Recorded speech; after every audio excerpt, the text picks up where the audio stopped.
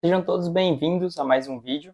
Meu nome é Elias, fui aprovado em Medicina na USP pelo Enem e hoje eu vou falar sobre uma área da prova do Enem, que é a área de linguagem. Linguagens era a área que eu mais tinha dificuldade. Eu tive muita dificuldade de evoluir porque eu tinha uma ideia de linguagens que ainda era muito imatura. Eu tinha ideia que linguagens era uma prova de pura interpretação e que eu não tinha como melhorar, só se eu melhorasse minha interpretação de texto, eu ia ter que ler e talvez contar com a sorte de que o assunto que eu estudei durante o ano no cursinho ou na escola caísse exatamente na prova. Que eu tivesse lido um texto previamente e se tivesse caído na prova. E não, a prova de linguagens não é assim, e hoje eu vou te contar um pouco mais. Linguagem sempre foi a minha maior dificuldade dentro das 4 áreas do Enem. Sempre foi a área que eu tive menor quantidade de acertos, tanto é que nos simulados durante o meu terceiro ano, eu costumava variar entre 27 e 35 questões, 35 seria o meu máximo, e 27 seria o mínimo, o que me causava bastante preocupação. No Enem 2023 eu tirei aproximadamente 640 em linguagem, e eu percebi naquele momento que essa área ia ser uma grande pedra no meu sapato. 640 foi uma nota que abaixou bastante minha média, ainda mais que eu estava dependendo bastante de cada pontinho, porque eu estava bem apertado, né? Eu não tinha tido uma nota surpreendente em matemática, não tinha tido uma nota excepcional em natureza e muito menos em ciências humanas. A redação foi outro ponto fraco. Então, eu tive que procurar como melhorar em linguagens. E eu só encontrava aulas básicas e aulas repetitivas de figuras de linguagem, aulas repetitivas de teoria do poema, aulas repetitivas de funções da linguagem. Esse tipo de aula que no final eu não conseguia perceber na hora da prova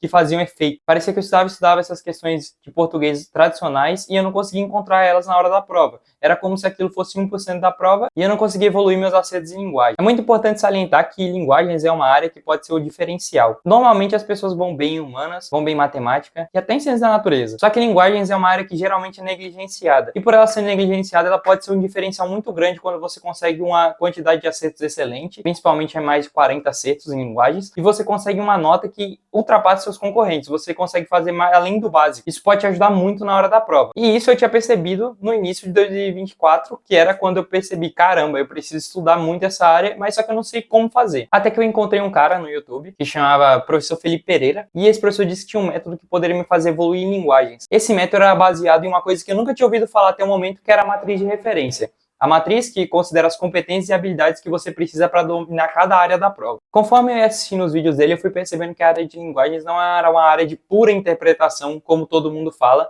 Na verdade, ela não tinha nada de interpretação.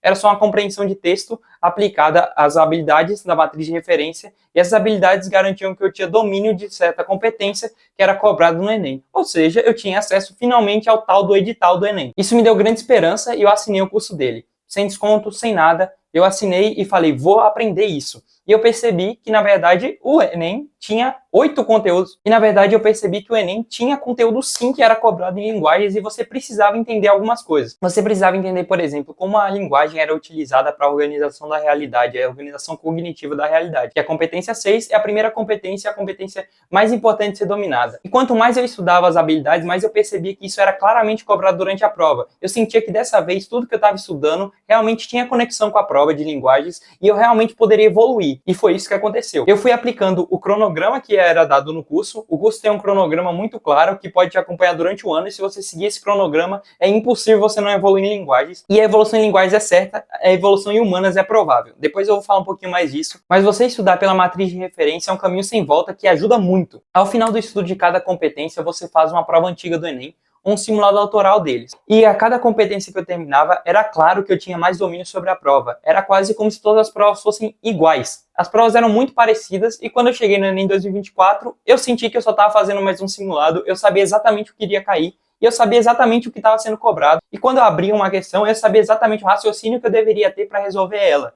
Porque cada habilidade, quando você identifica ela, você entende o padrão de raciocínio que você precisa ter para chegar até a resposta daquela questão. Chegar até o item correto que vai te fazer acertar ela. Então, isso já melhorou muito também minha ansiedade em relação a linguagens durante a prova. É como se agora, de uma prova completamente obscura, que eu não fazia ideia do que pudesse cobrar, eu entendesse tudo. Eu sabia tudo que estava ali, sabia cada detalhe do que ia ser cobrado. E daí vem uma metáfora que o professor Felipe Pereira utiliza, que é eu sair da selva da interpretação.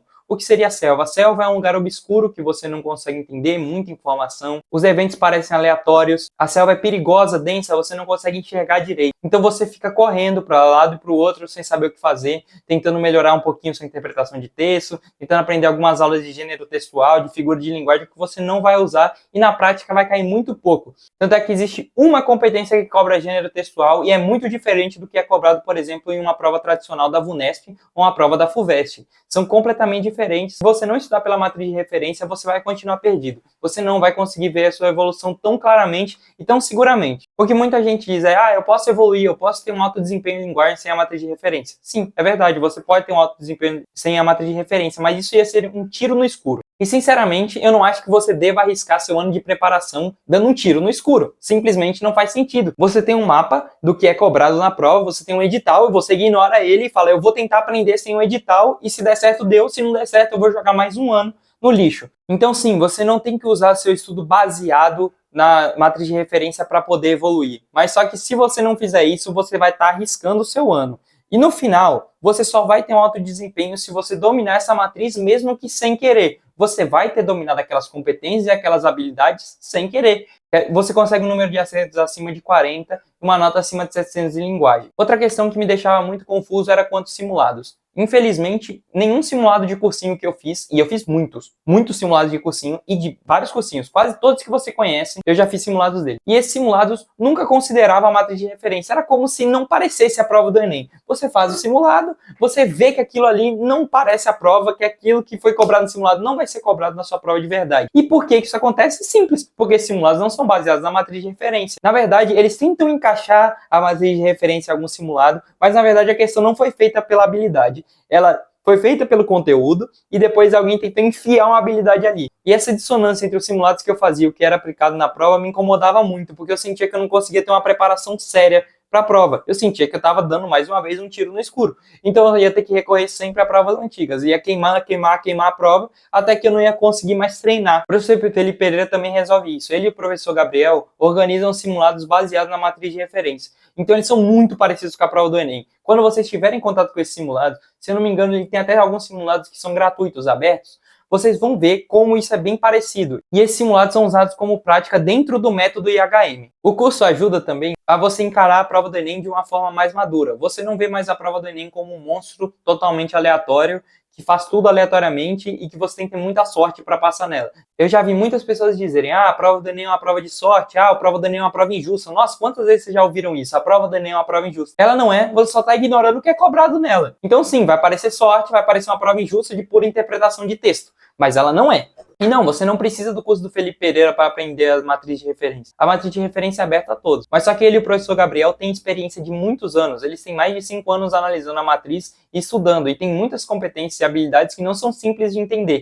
Tem competências que eles falam durante o curso que eles demoraram mais de 2 anos para entender aquela competência ou aquela habilidade. Então, claro que você pode fazer esse caminho só, mas só que vai te ajudar muito, vai poupar muito tempo e esforço, vai te ajudar muito a ter um cronograma completo e um método que vai te levar cada vez mais evoluir nessa prova, utilizando como base essa matriz. O último detalhe é que esse método de pensar, principalmente o método IHM, o método que te ensina a corrigir seus erros, o método que te ensina a organizar suas revisões e o método que te ensina a encarar o Enem como uma prova organizada, uma prova boa, não uma prova que depende de sorte, mas uma prova que depende do seu esforço, sua disciplina, me ajudaram a evoluir em todas as áreas. Tanto é que eu falo com esse professor, eu falei depois do Enem, como isso me ajudou a, por exemplo, chegar aos 44 de 45 ciências da natureza, que também parecia uma área bem obscura para mim. Mas só que depois que eu utilizei o método de correção deles, isso melhorou muito meu desempenho em todas as outras áreas. Por fim, eu quero fazer uma oferta para vocês. Eu comprei esse curso sem desconto, mas conversando com o professor,